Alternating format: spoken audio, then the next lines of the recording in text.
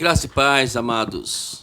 Deus abençoe a todos. Estamos aqui mais uma vez para trazer a mensagem profética para a sua vida.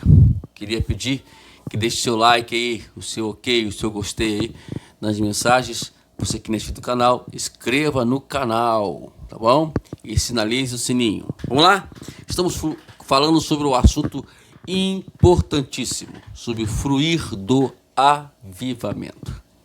Estamos aí falando sobre esse tema que para nós, igreja, é muito importante. Começamos a falar sobre esse assunto no dia 9 de julho. Você entra na playlist, né, de julho, você vai ver lá, 9 de julho, né, a partir desta mensagem, desse dia, nós estamos falando sobre esse tema. Vamos lá? O tema de hoje é: nós nunca fizemos desse jeito. Vamos ler alguns textos bíblicos. Eu queria pedir você que abra sua Bíblia aí. Primeiramente, no livro de Números, capítulo 14, versículo 8 até o versículo 10, que diz assim: se o Senhor se agradar de nós, então nos fará entrar nesta terra e nos-la dará, terra que mana leite e mel. Tão somente não sejais rebeldes contra o Senhor e não temais o povo desta terra, porquanto, como pão, os podemos devorar. Retirou-se deles o seu amparo, o Senhor é conosco, não os temais. Apesar disso, toda a congregação disse que os apedrejassem. Porém, a glória do Senhor apareceu na tenda da congregação e todos os filhos de Israel, todos os filhos de Israel. Vamos lá? Esse aí está o texto, né? Está o texto aí que fala sobre essa questão, que eles queriam fazer do jeito deles, queriam que fosse do jeito deles. Aí, quando não é feito do jeito deles, consequentemente, eles vão querer se rebelar contra a liderança da igreja. Isso aí é notório, todo mundo, todos os pastores vivem isso, todos os pastores convivem com isso, infelizmente. Vamos continuar nosso texto? Agora, 1 Coríntios, capítulo 1, versículo 10. 1 Coríntios, capítulo 1, versículo 10, que diz assim: rogo-vos, irmãos, pelo nome do nosso Senhor Jesus Cristo, que faleis todas as mesmas coisas e que não haja entre vós divisões, antes sejais inteiramente unidos na mesma disposição mental e no mesmo parecer. O que Paulo está dando aqui uma exortação sobre a unidade da igreja. Todos nós, aqueles que leem a Bíblia frequentemente, vão ver que 1 Coríntios, principalmente, é uma igreja que foi escrita essa carta. A igreja de Coríntios era uma igreja complicada, uma igreja que tinha problemas sérios, a qual vivia em meio a partidos, um aqui era de outro, enfim. A igreja era uma igreja completamente dividida. E Paulo os exorta aqui para que viessem ter um mesmo pensar, um mesmo proceder. Vamos continuar? O texto é isso aí. Às vezes as pessoas querem andar segundo os seus princípios. Os textos, enfim, nos dizem isso. Agora, Hebreus, capítulo 13, versículo 17, que diz assim: obedeceis vossos guias, e sede submisso para com eles, pois velam por vossa alma, com quem deve prestar contas, para que façam isto com alegria e não gemendo, porque isso não aproveitaria a vós outros. Então estamos aí com esses textos que de alguma forma tem tudo a ver com o que nós estamos falando aqui, referente que as pessoas querem fazer tudo do seu jeito. Parece que esquecem que tem pastor na igreja, que tem líder na igreja, que tem os guias, né, os guias espirituais da igreja. E precisamos parar com isso. Deus os colocou lá, Deus colocou líder, colocou pastor, colocou guias na igreja, colocou mentor na igreja, justamente para poder orientar a igreja a andar segundo os seus princípios, a sua palavra. Então vamos tomar cuidado de nós não fazermos o que fez Israel lá com Moisés, que veio afrontá-los, né? Aí Moisés explicando a situação para eles, que a terra era que Deus era boa, era que Deus nos concedeu, que nós iríamos devorar eles como um pão, enfim. Eles mesmo assim ainda queriam apedrejá-los, porém Deus entrou numa intervenção e a qual impediu com a sua glória que eles fizessem isso. Vamos lá? A síndrome de nós nunca fizemos desse jeito causa uma tristeza enorme e um obstáculo ao reino de Deus e também aos líderes. Tal constante resistência simplesmente desgasta os servos de Deus e tragicamente desvia sua atenção de questões mais cruciais do reino.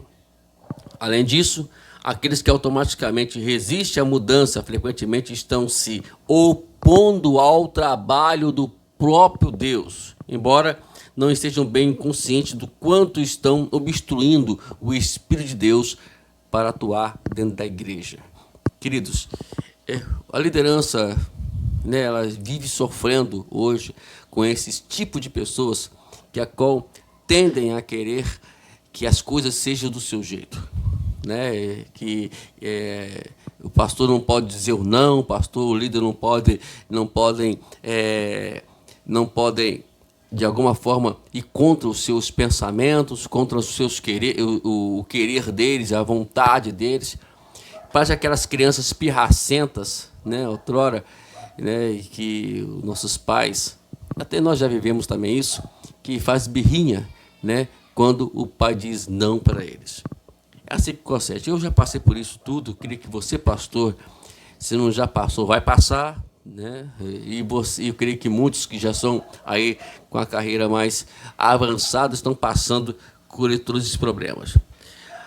Infelizmente, eles estão trazendo problemas, porque às vezes essas atitudes que eles tomam, elas fazem com que o líder, às vezes, se estressa, se desvia a atenção daquilo que seria crucial para o reino, e às vezes fazem isso de uma forma talvez não proposital, mas precisam entender que quando nós estabelecemos uma obediência à liderança, como nós vimos lá no capítulo 13, versículo 17 de Hebreus, quando nós estabelecemos uma obediência à liderança, nós evitamos esse tipo de coisas. É só nós olharmos para a Bíblia, né? Se você for ler os 3 textos, né, você vai, e nós seguimos os 3 textos, nós vamos ver que evitaremos muitos problemas dentro das igrejas hoje, dentro da igreja, e não estressaríamos ou desgastaríamos tanto a liderança, como vimos pessoas desgastando-os. Vamos lá. Na sua essência, essa atitude é de um egoísmo e de uma insensibilidade enorme. Quando insistimos inflexivelmente a termos tudo do jeito que queremos, estamos dizendo basicamente que não nos importamos com os que os outros querem ou que necessitam. Imagine só, eu estou aqui cortando aqui a fala aqui, né? Imagine só se todos fossem dar a sua opinião dentro da igreja. Bom, eu como pastor penso o seguinte: se eu for dar razão à opinião de alguém na igreja, eu tenho que dar a todos. Então a gente tem que a opinião, elas são dadas, quantas opiniões, quantas coisas que me opinaram, e nós optamos porque achamos legal, mas tem coisas que aí não faz parte do contexto, né? Até mesmo de pessoas quererem opinar para a ordenação de um cargo ministerial. Gente, é inadmissível que alguém brigue com o pastor por conta disso. Porque você podia fazer isso. Não, quem cabe a fazer isso é o pastor na direção de Deus. Se não foi possível né? Não é o tempo, né? A gente tem que ter, todo pastor tem essa noção de tempo, sabe qual é o momento de ordenar ou não. E um dia eu fiz isso, me estressaram tanto que eu fiz isso. A conclusão, né? Parece que eles querem mandar na igreja. E eu acabei me estressando. Enfim, é isso que acontece às vezes, né? Às vezes leva o pastor a cometer até erros para poder fazer coisas que não deveria ter feito, e as consequências ela vem justamente sobre o líder da igreja. E eu creio que foi um dos fatores que fez com que Moisés, infelizmente, por não vigiar, por não entender, fez com que ele fizesse aquela atitude, tomasse aquela atitude drástica de esmurrar a rocha. Não que foi o problema de esmurrar a rocha ou não, mas foi a atitude que fez com que ele até não entrasse na terra prometida. Então vamos tomar cuidado. Na essência, estamos dizendo que nós não nos importamos com o crescimento e nem em alcançar mais pessoas, só queremos tudo que fique na nossa zona de conforto. Então isso, de alguma forma, vai prejudicar o andamento da igreja e o andamento do reino de Deus. Então, muito cuidado, líder, né? Quem você coloca ao seu lado, quem que você estabelece ali como os seus ajudadores, aqueles que vão auxiliar os seus auxiliadores, para que essas pessoas não venham ser um escárnio na tua vida, porque vai prejudicar o reino. E o preço, quem vai pagar, certamente vai ser você mesmo, líder. A conta vai ser cobrada por você, né? Vai cair na sua conta, como diz o ditado aí. Agora, temos algumas perguntas aqui que nós queremos passar para você, e você vai responder por conta própria e por análise e por avaliação própria, tá bom? Sem olhar para quem. Vamos lá. Você é culpado por resistir egoisticamente à mudança? Segunda, você ter equiparado suas preferências pessoais às leis das Escrituras, quanto elas não são? Outra pergunta. Você vê os que têm gostos diferentes automaticamente como carnais e maus? Você tem esse discernimento para você saber se isso é carnal, se isso é mal? Vamos lá, vamos continuar aqui. A quarta pergunta agora, a última. Você tem deixado que suas preferências pessoais causem ódio, divisão e tensão na igreja? Então é isso. Então, são essas questões que às vezes acontece. Eu, particularmente, já me deparei com isso, pessoas que eu disse não, né? Que eu disse não explicando até mesmo a situação, mas não quis entender. E aí causou ódio, causou divisão, causou tensão dentro da igreja. Inúmeras vezes aconteceu isso conosco. Então é um problema que tá acontecendo nas igrejas hoje. E aí vem aquela coisa, por que Deus não envia o avivamento? Por que a igreja não é avivada? Por que não existe? Muitos às vezes perguntam para mim, por que não tem milagres? Por que não tem aquelas coisas extraordinárias dentro da igreja? Está a resposta aqui, nossa campanha de oração, de pregação sobre o fruto do avivamento. Se você for acompanhar desde o dia 9 de julho até agora, né, que hoje já são, parece que me foi embora 91 mensagens sobre esse assunto, você vai ver que o assunto é muito longo, né? Eu fiz uma estimativa aí de 150 mensagens, mais ou menos ou mais. Então, para que você entenda, que é a profundidade do significativo, porque hoje não tem avivamento como deveria ter. E tudo que nós pregamos aqui é o que a igreja primitiva ela combatia. Ela não vivia, né? Então, de forma muito séria tratarmos esse assunto. Na verdade, pouca coisa pode ser mais errada do que dividir uma igreja por causa de mudanças que são menos do que fundamentais. Divide a igreja, o pastor não pode fazer mudanças. Eu tenho uma ideia litúrgica da igreja. E para nós chegarmos a implantar essa ideia litúrgica na igreja, na época, eu tive que ir primeiro devagar, porque o povo não queria entender, né? E por outro lado, causa divisão da igreja. Alguns saíram por conta disso, porque a gente mudaram a nossa forma de cultuar ao Senhor na igreja.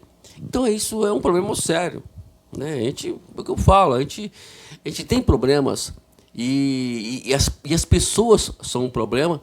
E por que elas são um problema? Porque elas não querem entender isso biblicamente, como nós lemos aqui hoje, nos 3 textos que nós lemos, né? Ela tem tudo a ver com o que estamos falando aqui. Agora vamos terminar com essa conclusão.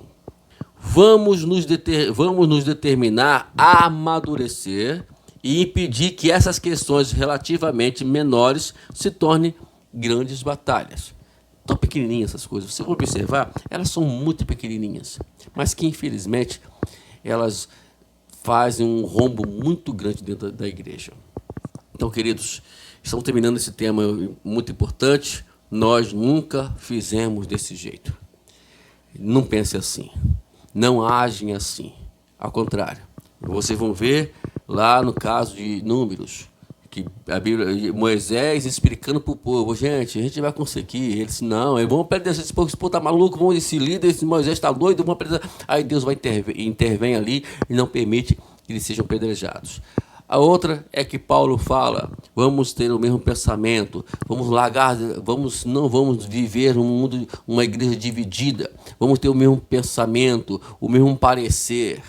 E lá no Hebreus 13:17 fala, obedecer vossos líderes. Não faça com que seja um enfado para eles o pastorear, a liderar. Para muitos pastores está sendo um enfado muito grande. Não é fácil não, queridos, mas Deus está conosco. Pastor, Deus está com você, né? Vamos continuar. Continue aí, que com certeza Deus lhe dará recompensas grandiosas. Deus te abençoe. E no próximo vídeo, na próxima mensagem, estaremos trazendo um novo tema, tá bom? E também é muito importante também. Deus te abençoe. Até a próxima mensagem profética para a tua vida.